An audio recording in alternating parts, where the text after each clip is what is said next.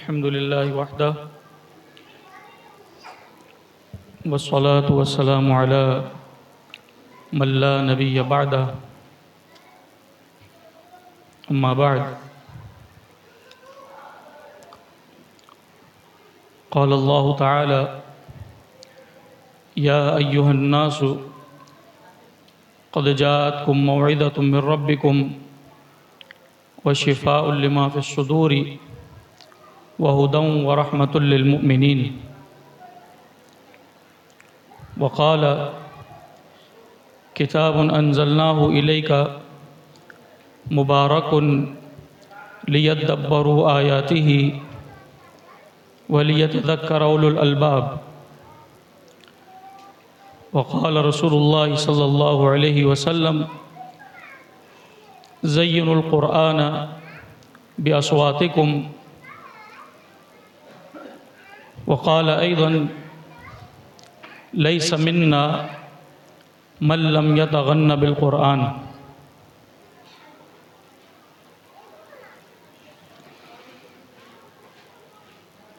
الحمدللہ اللہ کا احسان ہے،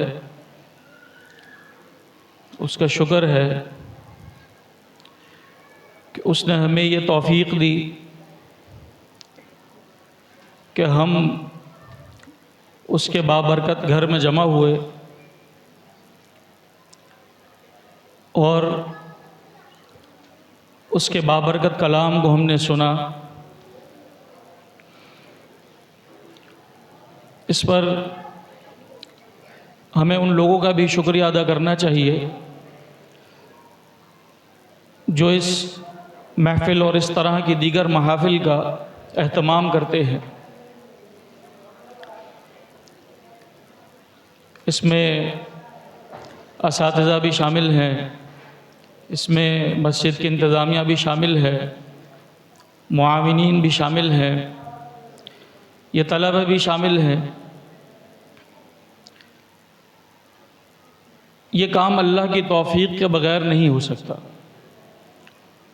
لا حول ولا قوت الا باللہ،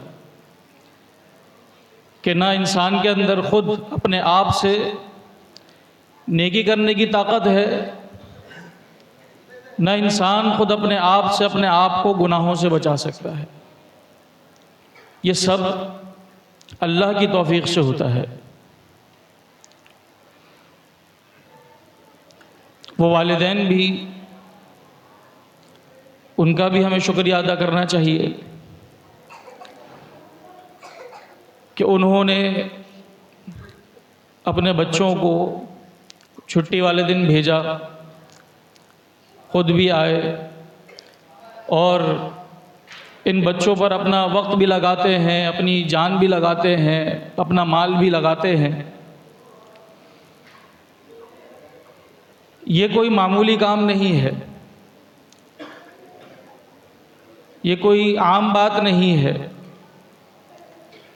یہ سب ہم اور یہ والدین اللہ کے کلام کی خدمت کے لیے کر رہے ہیں اور اللہ کی رضا کو حاصل کرنے کے لیے کر رہے ہیں۔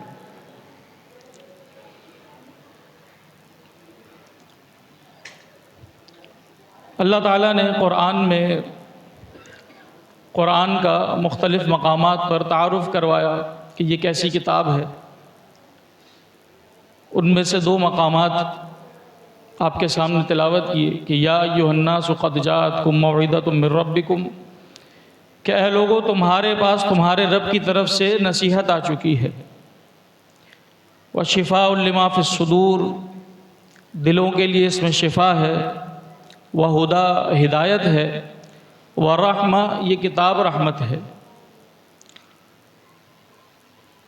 ارشاد فرمایا کہ موعظہ ہے، شفا ہے، ہدایت ہے اور رحمت ہے۔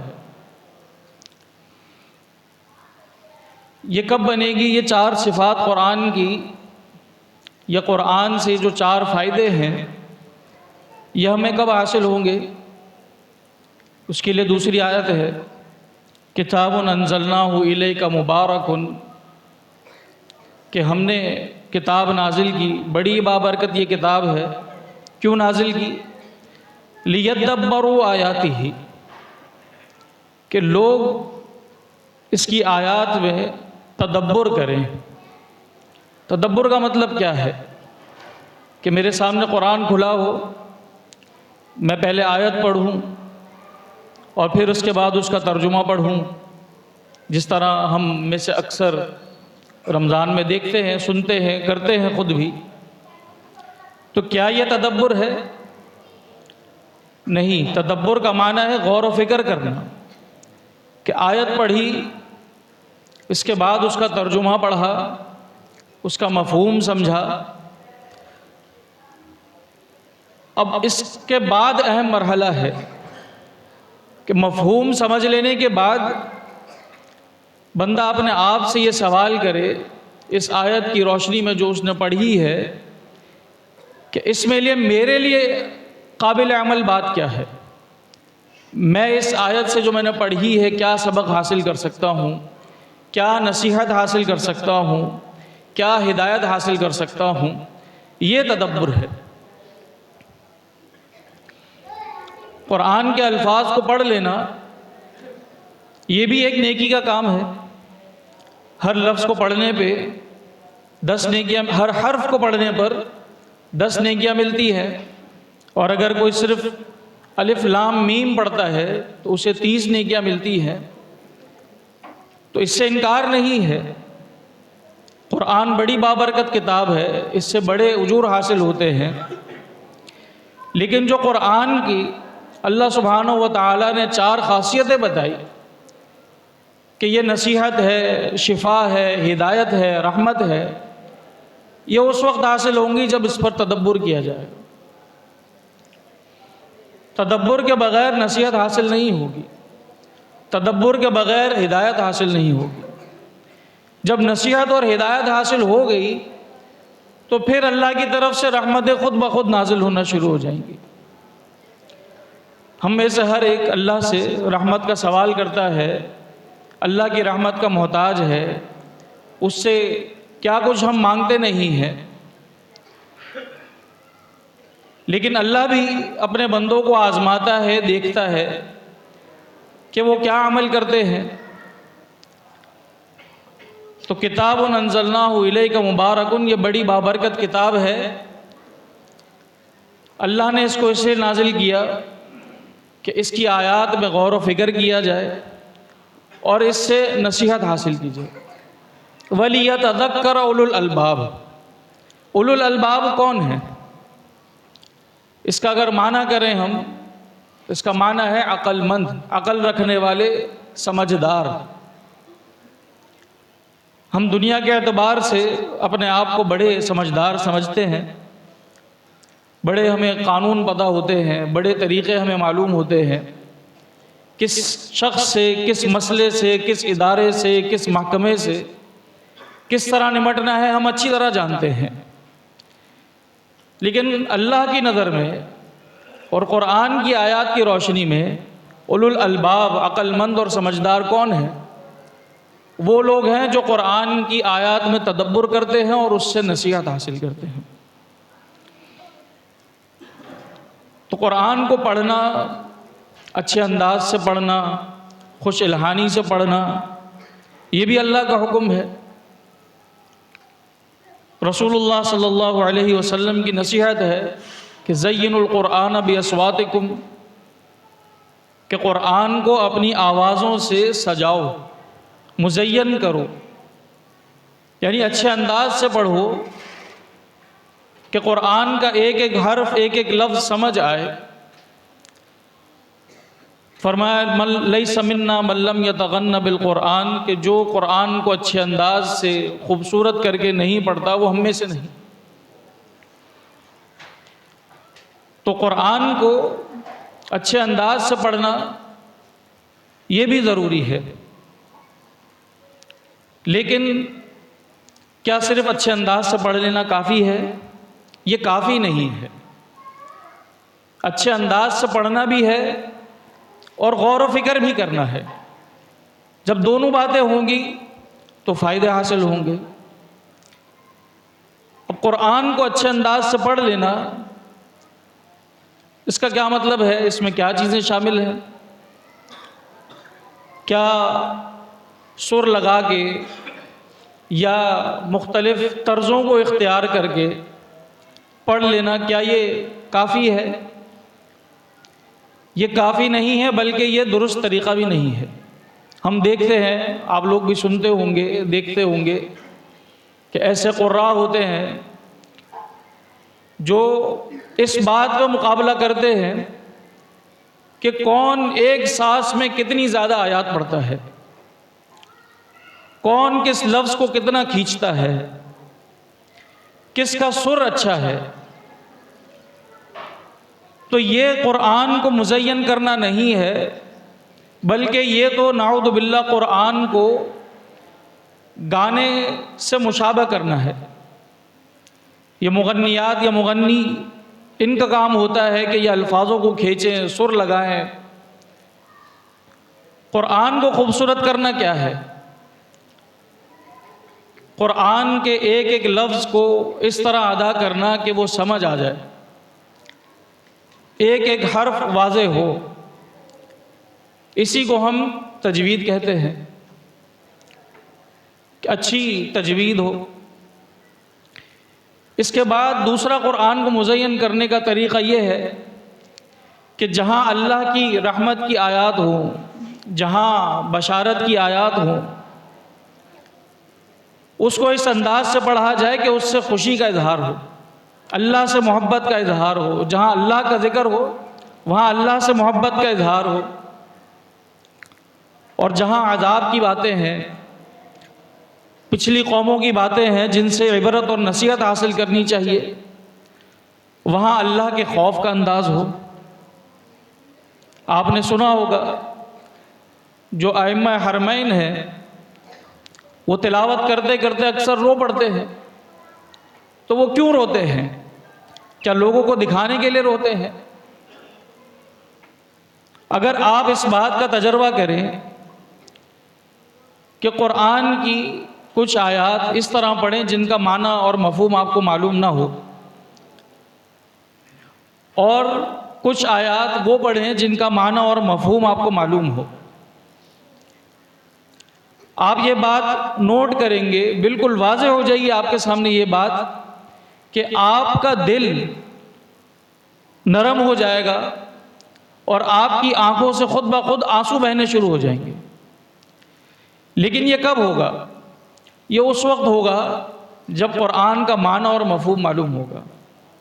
اگر قرآن کا معنی اور مفہوم معلوم نہیں ہے تو تدبر بھی نہیں ہو سکتا، اثر بھی نہیں ہو سکتا، نصیحت بھی حاصل نہیں ہو سکتی۔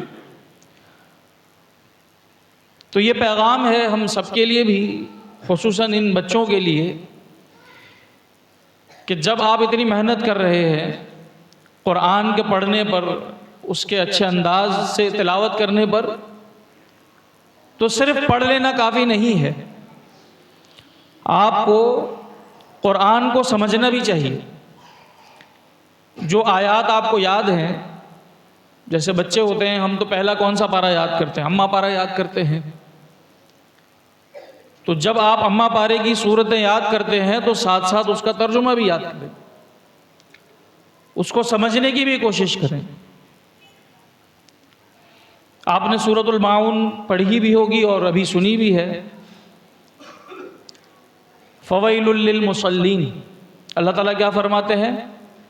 فویل للمصلین الذین هم عن صلاتهم ساہون۔ اس کا کیا معنی ہے؟ کتنے طلبہ کو اس کا معنی معلوم ہے؟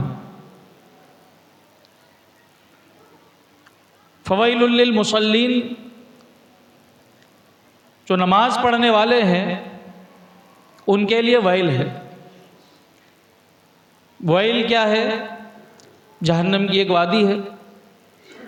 تو نماز پڑھنے والوں کے لیے ویل کیسے ہو سکتی ہے؟ الذین هم عن صلاتهم ساہون، وہ لوگ جو اپنی نماز سے غفلت کرتے ہیں، کبھی پڑھ لی کبھی چھوڑ دی، کبھی بالکل آخر میں پڑھی، یا پڑھی تو ایسے پڑھی کہ بس جلدی جلدی رکوع سجدے قیام کیے اور نماز سے گویا ایسے معاملہ کیا جیسے اس سے جان چھڑا لی اور بس فرض ادا کر لیا۔ تو یہ سورت تو سب کو یاد ہے، لیکن اگر ترجمہ یاد ہوگا تو پھر آپ اس سے نصیحت حاصل کریں گے اور اپنی نمازوں کو اچھا کریں گے، نمازوں سے پیچھے نہیں ہٹیں گے، نمازوں کو بھولیں گے نہیں۔ تو صرف خوش الہانی سے پڑھ لینا یہ کافی نہیں ہے۔ جو قرآن کی آیات ہمیں یاد ہیں یا جو ہم آگے یاد کریں گے، ان سب کا معنی اور مفہوم اور ترجمہ بھی یاد کرنا چاہیے۔ اور اس کے لیے اگر یہاں اس مسجد میں کوئی انتظام نہیں ہے تو میں اپنے رفقا سے کہوں گا کہ وہ اس کا انتظام بھی کریں اور بچوں کو کم از کم کچھ نہ کچھ ترجمہ ضرور یاد کراتے رہیں۔ قرآن میں اللہ تعالیٰ نے کتنی مقامات پر والدین کے ساتھ اچھا سلوک کرنے کا حکم دیا، وَبِالْوَالِدَيْنِ إِحْسَانًا۔ جہاں جہاں اللہ نے اپنی عبادت کا حکم دیا اور شرک کرنے سے منع کیا، وہاں وہاں اللہ تعالیٰ نے والدین کے ساتھ اچھا سلوک کرنے کا بھی حکم دیا۔ والدین کے ساتھ اچھا سلوک کیسے ہوگا؟ ان کے سامنے اچھے انداز سے بات کرنے سے، ان کی فرما برداری کرنے سے۔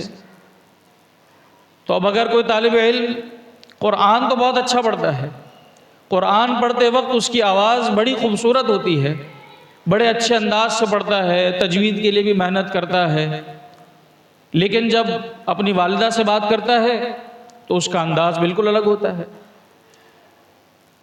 تو کیا یہ قرآن پڑھنے والے بچوں کی علامت ہے یا وہ ان بچوں کی علامت ہے جو قرآن پڑھتے نہیں، جن کا قرآن سے کوئی تعلق نہیں؟ کن کی علامت ہے؟ والدین سے، والدہ سے خصوصاً برے انداز سے بات کرنا، ان کی بات کو نہ ماننا، ان کے سامنے برے الفاظ کہنا، یہ کس کی نشانی ہے؟ ان بچوں کی جن کا قرآن سے کوئی تعلق نہیں ہے۔ لیکن جن بچوں کا قرآن سے تعلق ہوتا ہے وہ اپنے والدین کے ساتھ اچھا سلوک کرتے ہیں، ان کی بات مانتے ہیں۔ اسی طرح سورۃ الحجرات میں اللہ تعالیٰ نے فرمایا یا ایھا الذین آمنوا لا یسخر قوم من قوم، کہ ایک گروہ دوسرے گروہ کا مذاق نہ اڑائے۔ کیا نہ اڑائے؟ مذاق نہ اڑائے۔ ہم اپنے بھائیوں کا، اپنے دوستوں کا مذاق اڑاتے ہیں؟ نہیں اڑاتے۔ اگر نہیں اڑاتے تو بہت اچھی بات ہے، لیکن اگر اڑاتے ہیں تو یہ مذاق اڑانا کس کی نشانی ہوئی؟ جن لوگوں کا قرآن سے کوئی تعلق نہیں ہے۔ جن کا قرآن سے تعلق ہے وہ کیا کرتے ہیں؟ ایک دوسرے کا مذاق نہیں اڑاتے۔ اسی صورت میں اللہ تعالی نے فرمایا وَلَا تَنَابَزُوا بِالْأَلْقَابِ، کہ ایک دوسرے کو برے القاب سے نہ پکارو، ایک دوسرے کے برے برے نام نہ رکھو۔ تو برے نام رکھے جاتے ہیں۔ یہ ہم چھوٹے تھے تو ہم نے بھی یہ غلطی کی ہے، پھر ہمیں سمجھایا گیا، ہم نے قرآن پڑھا، اللہ کا کلام پڑھا، رسول اللہ صلی اللہ علیہ وسلم کی احادیث کو سنا، تو ہمیں یہ معلوم ہوا کہ نام رکھنا بری بات ہے۔ اسی طرح بہت ساری باتیں ہیں قرآن میں جن پر ہمیں عمل کرنا چاہیے، لیکن عمل کس وقت کر سکیں گے ہم؟ جب ہم قرآن کو اچھے انداز سے پڑھنے کے ساتھ ساتھ اس کا معنی اور مفہوم بھی سمجھیں گے۔ تو یہ نصیحت، اس میں اگرچہ اصل مخاطب بچے ہیں اور یہ محفل بھی حقیقتاً انہی کے لیے سجائی گئی ہے، لیکن یہ پیغام خود میرے اپنے لیے بھی ہے اور آپ تمام احباب کے لیے بھی ہے کہ قرآن کو اچھے انداز سے پڑھنا یا بچوں میں اس بات کا شوق پیدا کرنا کہ وہ اچھے انداز سے قرآن پڑھیں، یہ بہت اچھی بات ہے، اور یہ بھی اللہ کی طرف سے بڑے اجر لے کر آنے والی ہے۔ لیکن یہ اس وقت تک فائدہ نہیں دے گی جب تک ہم قرآن کے معنی اور مفہوم پر تدبر نہیں کریں گے اور اس سے نصیحت حاصل نہیں کریں گے۔ تو اللہ ہمیں توفیق دے کہ ہم قرآن کو پڑھیں اچھے انداز سے، تجوید سے، خوش الہانی سے، اور اس کے بعد اللہ ہمیں توفیق دے۔ ہمارے اندر کوئی صلاحیت نہیں ہے، اللہ کی توفیق سے یہ ممکن ہوتا ہے کہ بندے ہدایت کی راہ پر آتے ہیں اور عمل کے راستے پر آتے ہیں، تو اللہ ہم سب کو توفیق دے کہ ہم سیدھے راستے پر چلیں، صراط مستقیم پر چلیں، اور قرآن میں تدبر کریں اور اس پر عمل کریں۔ آخر میں ایک بات نصیحتاً ان بچوں سے عرض کرنا چاہتا ہوں کہ ماشاءاللہ ہر بچے نے اپنی طرف سے پوری کوشش کی کہ وہ اچھے انداز سے پڑھے۔ اچھے انداز کو اختیار کرنے کے لیے ضروری ہے کہ اچھے انداز کو سنا بھی جائے۔ چھوٹا بچہ ہوتا ہے، اسے بولنے نہیں آتا، جب وہ پیدا ہوتا ہے اسے بولنے نہیں آتا، تو کیا اسے کوئی سکھاتا ہے؟